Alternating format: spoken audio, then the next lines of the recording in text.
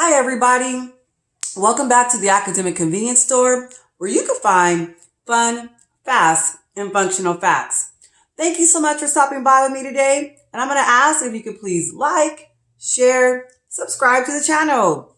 So for today, we're going to be looking at prime and composite numbers.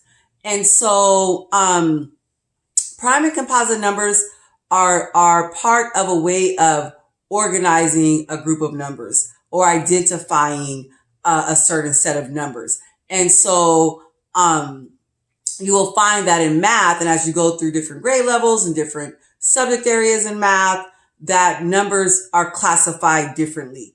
So for example, you may begin to hear about whole numbers, which we've talked about previously, whole numbers and decimals, natural numbers, also known as counting numbers, or positive integers and negative integers, rational, irrational numbers, real numbers, things like that.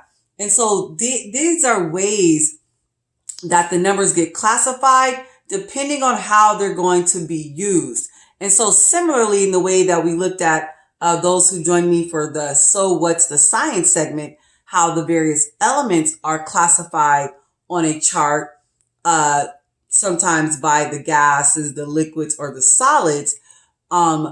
Math numbers oftentimes also gets classified or chunked or organized or identified in a certain way as well, again, based on how they're going to be used.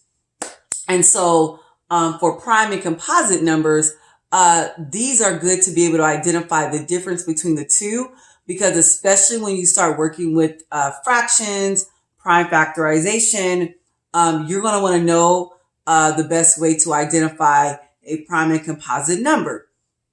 So for example, in the real world, if you were to go into a grocery store or any type of store and they said, oh, everything is 50 over 100 off. Okay, so it might take a minute for your brain to register that, oh, they're talking about everything is half off. So most likely the sign will be represented with a number 1/2, which is basically a fraction to let us know the proportion or the amount that is going to be taken off on this particular item. So if it's $100, we immediately know, oh, half off is going to be $50. And so that's why understanding, identifying prime and composite numbers becomes important, because once you start working with fractions, you want to be able to identify the fraction if the fraction is in lowest terms or simplest form. You have to be able to bring down the fractions as low as possible, because fractions can be kind of cumbersome to work with to begin with, because you're dealing with a proportion, you're dealing with a numerator, denominator, 2 digits. And so we want to make sure we're representing those portions in the simplest way as possible so we can process more readily what that amount represents. Okay, and so let's take a look at prime numbers. A prime number is a number greater than 1 that has exactly 2 factors, itself and 1. And so 2 is a prime number. Why? Because 2 times 1 is 2. Factors are those numbers that when multiplied are the only 2 numbers that will give you that product. Okay, so 13 is a prime number because 1 times 13 equals 13. There are no other 2 numbers that when multiplied will give you 13. Okay, and composite number. A composite number is a number greater than 1 that has more than 2 factors. For example, 9 is a composite number. 9 times 1 is 9. 3 times 3 is 9. Look at 6. 6 is a composite number because 1 times 6 is 6. 3 times 2 is 6. There are 1, 2, 3, 4 different factors involved that will produce the number 6. And so as you can see, this is one way of identifying a set of numbers that can help us, especially, like I said, when working with fractions or working with numbers similar to fractions, when dealing with prime factorization.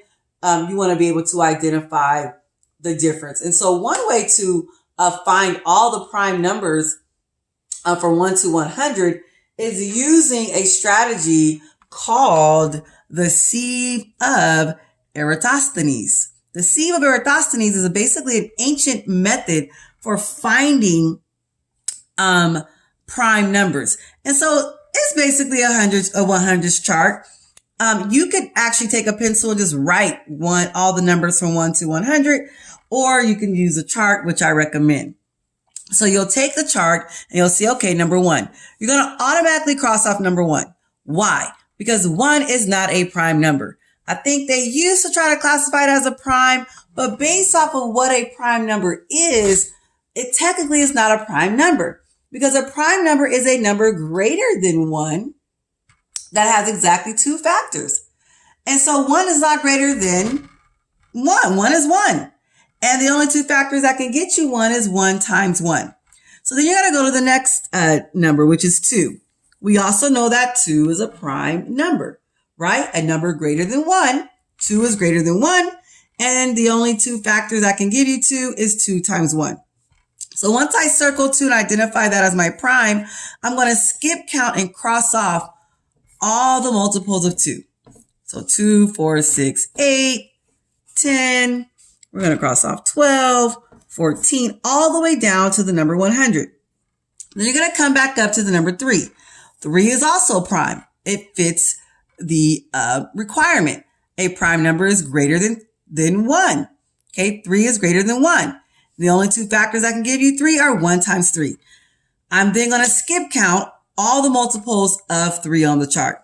3, 6, 9.